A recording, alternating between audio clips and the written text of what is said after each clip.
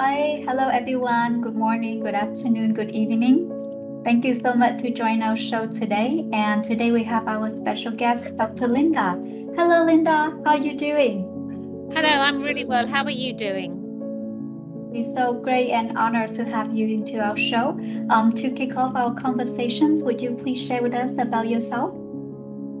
Okay, happy to talk away. Ask a question and I'll answer as best I can. Absolutely. Would you there please you Linda. introduce a bit? Yeah.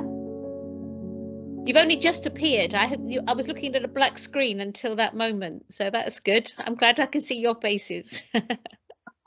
Oh, you haven't seen us? No. Oh, Oh, no. can you see us now? I'm sorry about that. That's okay. That's no problem. Earlier, Linda, Vivian were asking if you can have to introduce a little bit about yourself. As it's very honor for our audience to have you doing that. Would you please do that? Surely, I'm Lynda, Dr. Lynda Shaw. I'm a neuroscientist and behavioural specialist. I'm an owner of several businesses in the past. My largest business was a health club with 2,000 members and 20 staff. So that was my claim to fame as far as being an employer is concerned. Other than that, I have done many things as an entrepreneur and studied extensively in neuroscience and psychology. I'm an adventure traveller. I have been to Vietnam and loved it, absolutely loved it. So yeah, I will travel wherever I'm allowed and global warming permits me to. When was you in Vietnam? Probably about maybe 5 or 6 years ago now. Yes. Oh, We cycled from Thailand through Cambodia and into Vietnam, and which was oh. magnificent, absolutely magnificent. Well, I think I heard that it's very beautiful route from Thailand to Cambodia to Vietnam. It's very beautiful route. My ex-boss, he also traveled that very often, at least like once every 2 years. Travel from all the way from Vietnam back to Thailand and then back to Vietnam. So Yeah, it's a busy route as well, but that makes it interesting. And of course, the going through the three different cultures was fascinating as well. I love to try to understand why people do what they do, which is why I love to go to travel and be with local people, just to get a little bit of an understanding of our differences and how we can work together and collaborate together, because that is what I think should be what this 21st century is about. In fact, I thought when the 21st century began that this was going to be the century of collaboration, and clearly it hasn't been so far, but I still live in hope. Linda, and then we also would love to understand why you're doing what you are doing, and that's why we invite you to this program. Allow us to bring you, me, and Vivian travel back in time. So when Vivian was young, she wanted to be a singer, right, Vivian? Uh, and when I was young, I wanted to become an astronaut, but life didn't give neither Vivian nor myself chance to do the things that we wanted to be doing. So you are doing a lot of amazing work at the moment. We want to understand, when you were young, Linda, what was your dream about the future itself? Well, I'll answer that in two ways. First of all, what I really wanted to be when I was a little girl was a nun. I wanted, Oh, in England, we have, and in the West, we have nuns who are normally Catholics, and although I am not a Catholic, and they live and work together in a convent. And they're very religious people. And I wanted to be a nun, not because I'm religious at all. It's because I wanted to have sisters, because I'm an only child. So when I was a little girl, I wanted to have sisters, and I thought I could get sisters if I became a nun. Was a little bit misguided, but I was very small. But even in those early days, I spent a huge amount of time talking to older people, very elderly people, because I wanted to know what it was like for them when they were children. I wanted to understand what it was like when they were growing up in war times, or when they were growing up in desperate situations, with what it was like when they what their grandparents were like and what it was like for their growing years. I wanted to really understand what it was like to be them. So I spent a lot of my childhood sitting on someone's knee or sitting next to them on a chair or sitting on the floor, just asking them lots of questions. And that's what's driven me all the time. Right to this day, I am still sitting down with elderly people, young people, any age now, to find out what it's like to be them and just to learn about human nature, learn about humanity. So that was what I wanted to do. I always had an eye on trying to work out why people do what they do. Wow, how beautiful, Linda. You see, a lot of us these days we talk and we ignore a lot of people around us, especially those in that elderly, right? And I always tell my friends that the elders people, the older people, they have so much that they can offer. There's so many stories, so many wisdom that actually we miss our opportunity to learn about that if we not sit there and listen to them and have them share the stories with us. So uh, you know uh, I would tell our daughters about what you just shared today, so that is gonna, re-emphasize what we want them to be in their life. Do you know what as well? What I've learned since being a psychologist and a neuroscientist is that if there is one emotion that everybody on this planet wants to feel, regardless of culture, regardless of religion, regardless of gender, regardless of age, what that one emotion is, what do you think that one emotion would be? We love. Love, good. Do you think of anything else, Vivian? What emotion?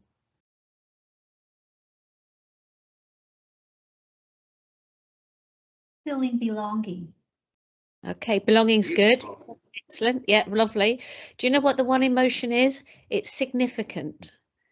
Everybody wants Significant. to feel that they are worthy, that they are contributing somehow to their community, that they are worth listening to, that they are just decent human beings. You consider, I don't know what it's like in Vietnam, but certainly here in England, if you consider how older people become invisible. Then in our culture we don't revere our elderly people enough. So to help them by when I was growing up and asking older people what it was like to be them, they felt important, they felt significant, they felt relevant to society. And even now, if you have got a 2-year-old who is standing going, come and talk to me, no, no, no, no, no, they really want you, they really want you, and they're pulling at your clothes and they're pulling your trousers and your skirt, and they go, no, no, no, no, no. If you bend down and talk to them, they feel significant and they're happy and they go away and play. So always, if we are, I have learned that I naturally did this, but I didn't realize I was doing it. But now, of course, it's delightful when I can deliberately help somebody feel significant in life by asking them about themselves. Wow. Wow. Thanks for sharing that, Linda. And let's carry with continue with your journey, because from the curiosity little girl, who wanted to be a nun and talk to the elderly people, and learn from these people, right? How that journey from there get into your first starting your career, though? Well, when I left school, all I wanted to do was travel. I adore traveling. And so in those days, there wasn't such a thing as a gap year for students going to university, or at least if there was, I hadn't heard of it. So I decided to become cabin crew for British Airways. And I want, because I just thought it was a way of me as a very young person getting out there and going to places I would not normally go to. And that fed my it didn't dampen my desire to keep traveling, because I have been doing that now ever since. So that is how I started. And I realized that actually I was very good with people, because a lot of the passengers were frightened and nervous, and especially in those days, it's a lot more common to fly now, but I'm talking of a long time ago. So people were I was very good at working as a team and also working with the passengers. So I had a very strong sense of employee engagement and customer service. So then I took that through, and I've also wanted not to be in a 9-to-5 corporate world. I have freedom is extremely important to me, and I wanted to dictate where I worked. So I then from the airline went on to an entrepreneurial journey, and I've always worked for myself ever since. So then I went on to study psychology with social anthropology, and then more psychology, and then neuroscience. And then, but meanwhile, I was creating all these businesses that I have been doing for many years. So I thought once I'd left academia, once I had had a lot of business experience, I'd mash it all together and try and make sense of it and carry on with all of my experiences, with the travel, with the neuroscience, with the psychology, with my business acumen, and bring it all together. And that's now what I offer businesses. So it's quite interesting when you look back, you realize that all of your experiences are valuable because it makes us who we are. So there is nothing that's wasted. All of those things that I have been doing throughout my life has culminated to where I am now and will continue to do so. So it's really rather delicious. Wow. We want to know the period in 1999, because that seems to be the period that you really start to transform everything, all of the works, all the travel, all of the accumulated talks and experience you had, starting from that point where you start, get yourself deeper onto psychology. And what happened at that period? Would you share with us, please? Surely. It actually began 2 years before, in 1997. My father died suddenly, and it blew me away. Yeah, it absolutely blew me away. So my father used to say to me, Lynda, if you ever want to go anywhere spiritual, try the Himalayas, because, and he used to actually have a lot of time for Buddhism. And so it was just after my father died. I was at the school gates dropping my daughter off at school, and one of the mothers said, "Oh, I'm going to the Himalayas." I went, I'm coming. Because it was like, oh my goodness, that's what my father used to say to me, and he's only just left this earth, so I'm coming. I'm going to come. And she said, "Oh, no, the trip's all full on. You can't." So I thought, okay, fair enough. 2 weeks later, she said to me, "Actually, somebody's dropped out. Do you want to come to the Himalayas?" Well, I didn't even speak to my husband about it. I said, yes, I'm coming to the Himalayas. So just 1 year and 3 days after my father's death, I was on an aeroplane going to Nepal. And it was just during the time I was in Nepal, I was up very high in the mountains, and they opened a monastery for me because it would have been my father's birthday. Well, whoa, that was such a kind thing to do. And I was absolutely, I was on another planet. I could not anchor myself into the here and now. And so when I came back home to England, I would stare at firelight. I'd be looking at candlelight. I just wanted to be back up into the mountains. And I'm an only child of a widowed mother, a wife, and a mother of children as well. So I for 3 months I was awful. I was dreadful. I was not taking my responsibilities seriously as a family person. And then all of a sudden it dawned on me, I thought, I've got to do something here. I've got to anchor myself back into reality. So I went to what we call night school. I studied in the evenings on an A level, which is what one studies from the ages of 16 to 18 at school. So I did an A level in English, and it dawned on me, I thought, I quite like this. And I didn't think I was a very good student at school. So studying, I didn't. I really didn't think I was clever at all in any way.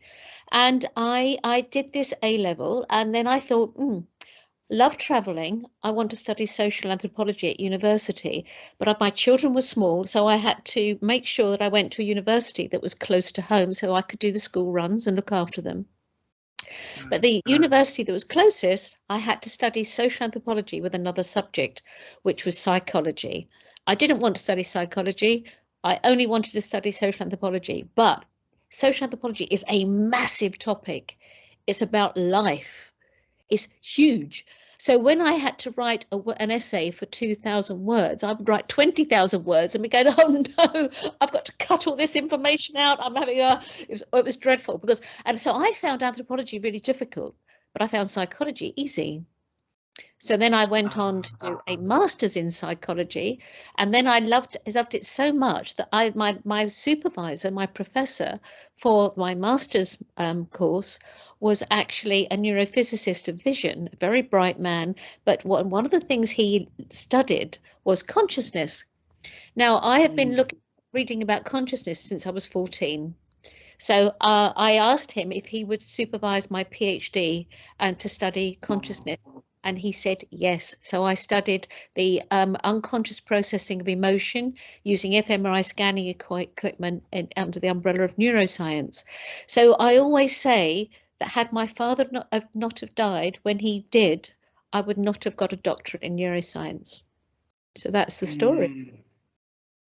And I think that he before he left, right, before he passed, he transferred his wisdom to you. You know, like he that is something that he wanted you to become. That is something inside of you that back then might not you be easy to see it yourself. And then he been with you. He be seeing it from here, from you, and then he asked you through the encouragement, through the words he said last, right, to give you the new path. That's really amazing, Linda. If you compare to what you done before, right? The impact, the influence, whatever you do now have a greater impact to many people, many organizations that create the future for a lot of good people, right?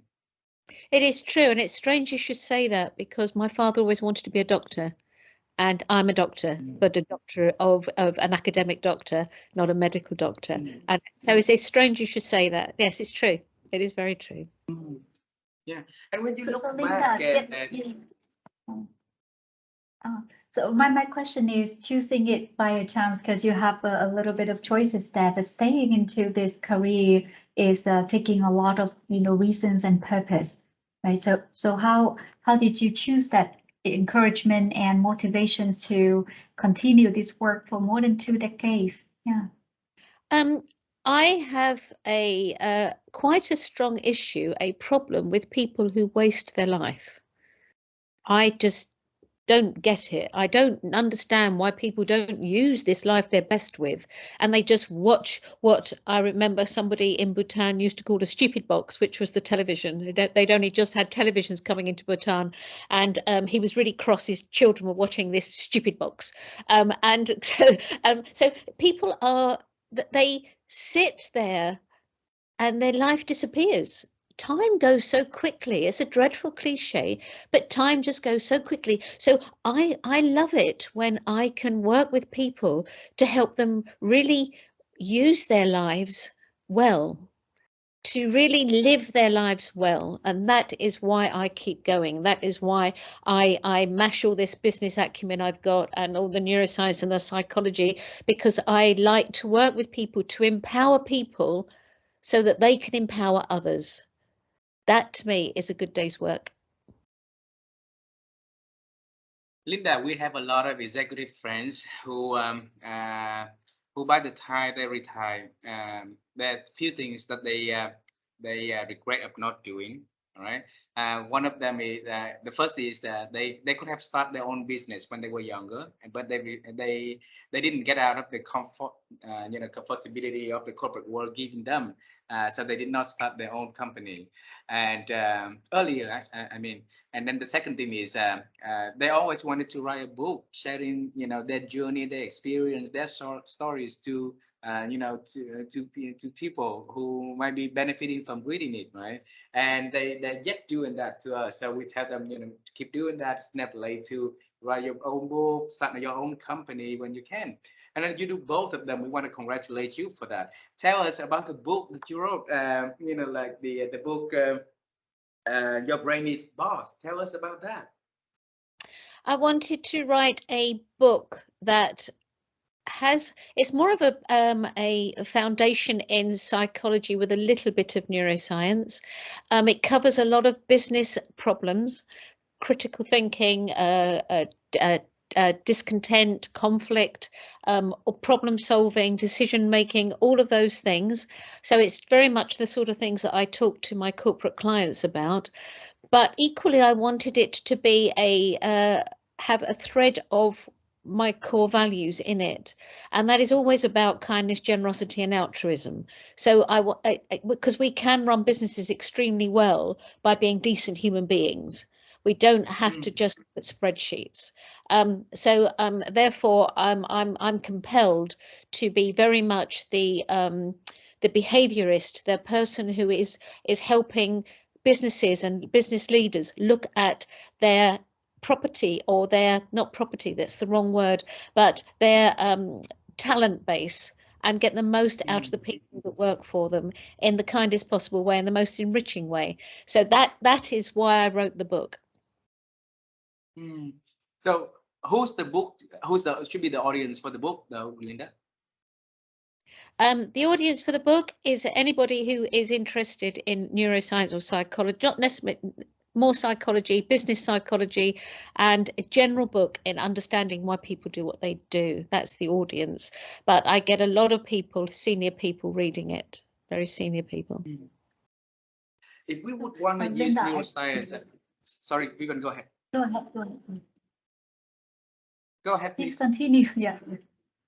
So my question is about the other book that you wrote for children, because I think today you shared with us one of the activities that we're gonna, encourage them to do is talk to their grandparents, and then another book that Beat the Bullies, right? So they may be facing that during their school time or growing up. Would you please share with us about that book as well?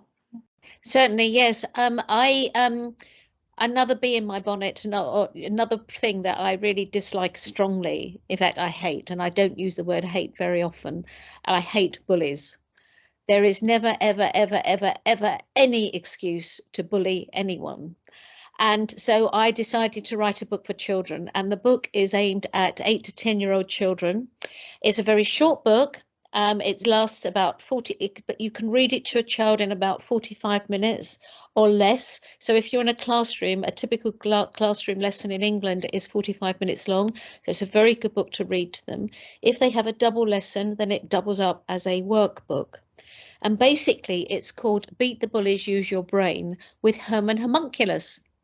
Now, an homunculus is a mythical idea of there's a little man in the brain, and it's used to demonstrate pain receptors in the brain. For instance, the homunculus in the brain has got big lips, huge lips, because there are many pain receptors. If you bite your lip, it's very, very painful. So the homunculus has got big lips, it's got big hands, so if you hurt your fingers, it's very painful, but it's got little limbs, so the pain receptors are less. So basically, homunculus is something that's used in a lot of psychology textbooks. So I borrowed the term, and there's this little girl in the playground who is bullied terribly. So she runs away, and she's hiding in the playground at night, and the police are out looking for her. Her parents are looking for her. There's torchlights, but she's hiding quietly, and she's plotting revenge in her head. But all of a sudden, a little voice says, "That's not the way." And it's Herman Homunculus. Herman Homunculus persuades her that he lives inside her brain, and he zaps her in her own brain, and they're going on this journey around Limbic City where the emotion centers is, and they're talking about happy honey and all of these interesting emotions that are really not working very well because she is so upset because she's being bullied. And then they tell her one way of fixing that. And of course, children's books, they become their own heroes, don't they? So she becomes her own hero. So they persuade her that basically when she comes back into the playground the next day, to actually pretend that the bully and the gang have got pink fluffy ears, and they're little tiny babies, and they got little squeaky voices. And so she does that. She imagines them to be these tiny, silly looking people, which gives her the confidence to stand up to them. Because what a bully will do is a bully will not pick on the one who is the most studious, or the one who's the most odd looking, or the one who stands out that's different. A bully, often what they look for is somebody who's just a really nice person who just wants to get on with their life. So there's easy pickings because they know that they're not going to have a problem with them fighting back. So I watch them. You can see if you enter a room, somebody who homes in on the nicest one in the room, who's the quietest one, and they will pick on them. And so therefore I really do have this major problem with that. So little Leonie, lonely Leonie, her name, she fixes the bully herself, and that's the children's book. Wow. I've been Vivian asked about that because we have 3 kids, right? And then we're gonna send our son and our daughter, so our youngest one, to America one day soon. And we as parents we worry about new culture, new environment, and they afraid that they're gonna be bullied by somebody out there. And so we would tell them the story about the book and that you wrote, and then we would look for the book for them to read and try to use like the story that you share in the book, so that uh, they can be have the courage to confront and face the bullies in the face. Yeah, absolutely. And I'm sure your children will be absolutely magnificent in a different culture, because they clearly been brought up with parents who understand other cultures very well. So, the best lessons are caught, not taught. So they'd have learned very well from you both. Mm, Thanks for saying that, Linda. I have 2 last questions for the conversation today, and your works involve a lot of thinking, Linda, and Vivian and I, we are on the quest to help people to improve their ability to think, because we believe that our ability to think these days is decreasing, not increasing. So every chance we talk to experts and who the works involve a lot of thinking, you are. We asked this question: how have you been helping yourself to expand your ability to think, Linda? One of the most important things I believe we can do is to communicate, and to communicate Community. to listen and to understand. It's not about talking at people, it's about listening and their point of view, because one of the things I always talk about is perception. Perception is unique. It's a unique to only us, if therefore it's unique, and it's our personal reality. So for instance, you're both looking at me on this screen now, and you will be thinking about me differently, and you'll be thinking about me differently because that will be based, your perception of me will be based upon your experiences so far, and your experiences are unique to only each of you. So what you see and hear will be different, but neither of you are wrong. You're both right. So our perception is our only reality. And I think that is, once we understand that everybody is going to listen, hear us differently, see us differently, we start to understand perhaps that there is no one way. And we start to think more. We start to think about that person with a bit more compassion, and the next person, and the next person, and the next person. So we are thinking about what they might be thinking, and they are right to them. So I think to understand how I actually um, evolve in the way I think, it is by being very aware of how different people's perceptions are, and to communicate to the point where I ask enough questions to understand better rather than assume too much. But because communication is the basis of everything.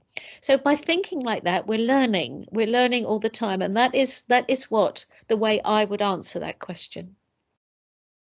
Beautiful, beautiful. And you look back when you were young as a little Linda, right? You had the curiosity to ask questions so that you can understand the pupil, and then through the communication, you change the perspective, you adopt that perspective into your life, and that makes your body of works become richer, like, and things like that. So our last question for today is about the future. So we knew the young Linda who wants to be the nun because you want to have more sister, and I'm sure you have many sisters nowadays, right?